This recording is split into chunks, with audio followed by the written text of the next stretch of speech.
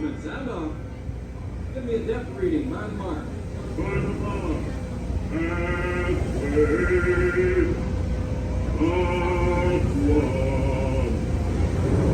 Halfway up three. Up four. Before ocean.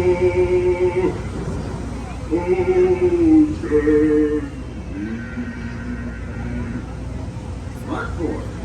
Engine room ahead 3/4. Stand by. Steady as she goes. Captain? Welcome aboard the Liberty Lift. I'm your captain, Horace Bixby, and my pilot with me here on the Texas deck is a young gun that goes by the name of Sam Clemens. He's marking his 100th voyage down the river today with merry calamity on his watch. Sam knows this river like his own backyard. Sam, tell our guest everything you know about this river. Well, now, I always figure it is better to keep your mouth shut and appear stupid than to open it and remove all doubt. But I will tell you this. I love this river more than anything else. I've loved this river, even from the time I was a toddler back in Missouri.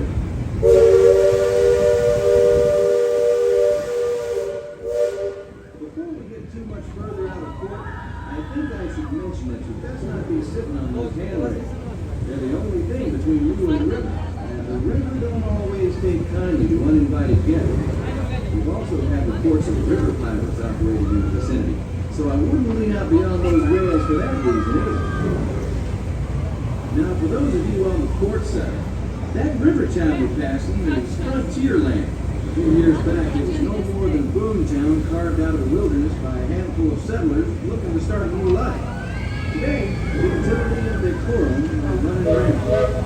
Oh, it still has its share of footloose trappers, keel boaters, prospectors, and Indians too, but mostly it's flush time and well on its way to becoming a fine big city.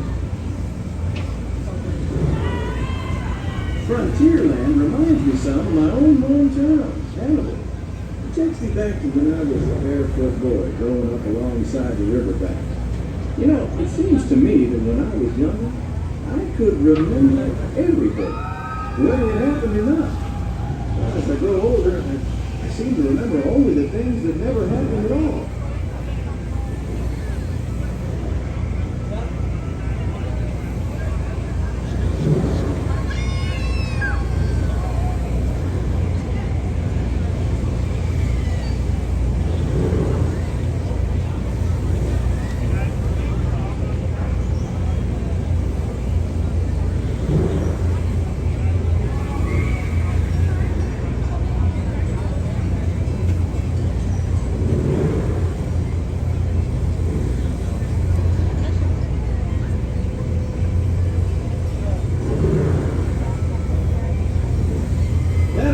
Across the way on the starboard side was my stomping grounds when I was young. Exceedingly young. Marvelously young. Young by hundreds of years. Younger than I will ever be again. It's called Tom Sawyer's Island and is named for a friend from my boyhood. Even today, the only way you can get there is by raft. Old man Harper's grain mill is there, back in the woods just off Tom's Landing. And that's Muff Potter's pond and his windmill.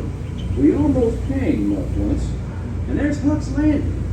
I always did like Huck. He could swear just wonderful. He and Tom and I spent most of our wild and reckless youth exploring that island. Lots of caves, lots of adventure, if you know where to look. And we all knew where to look. That's Superstition Bridge. It connects the big island to the little one. And if you follow the wilderness trail there, it'll lead you right up to the gates of Fort Langlois. It's the last trading outpost before we head into Indian country.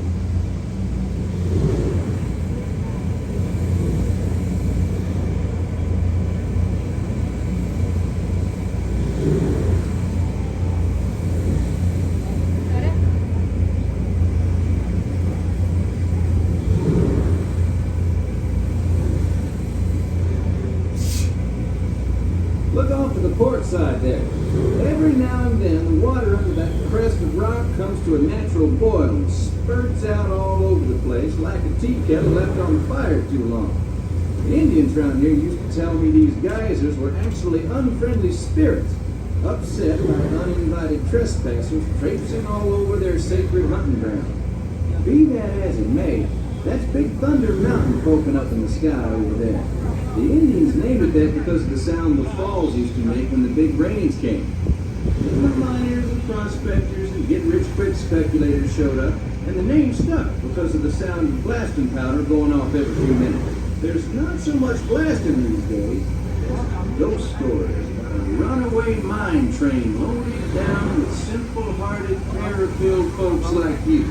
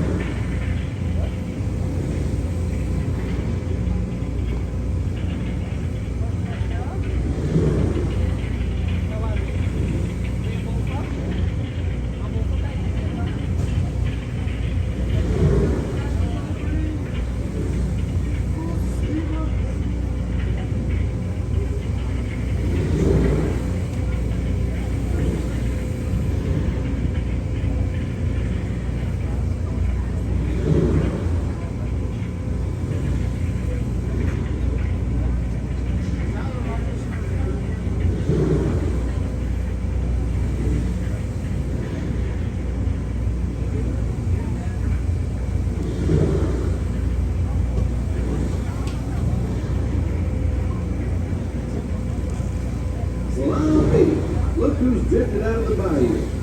Off the port, Captain. It's Beacon Joe. Old Beacon's been marking this river for longer than I can remember. Every time the river cuts a new channel, Old Beacon puts out a marker to let us know whether it's safe to travel or not. However, the sand here has been bragging that if push came to shove, he could navigate the Liberty Belle on a heavy river. Isn't that so, Sam? Well, I was born humble, Captain, but mostly it's worn off.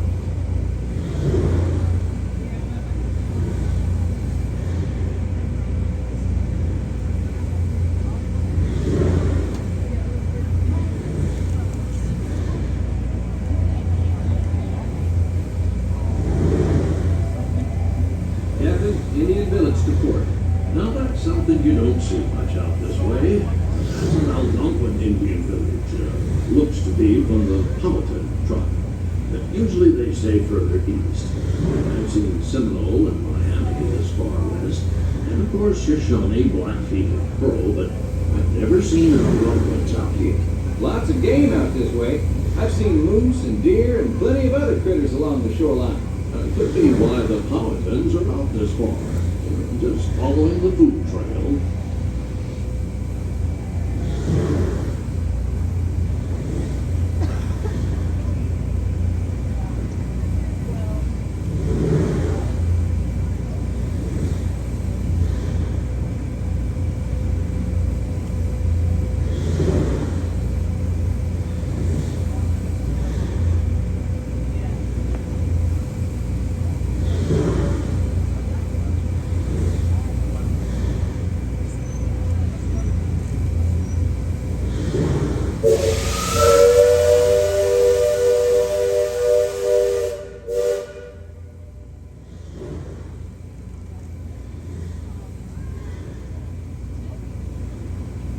That other village off the fort has been here a while.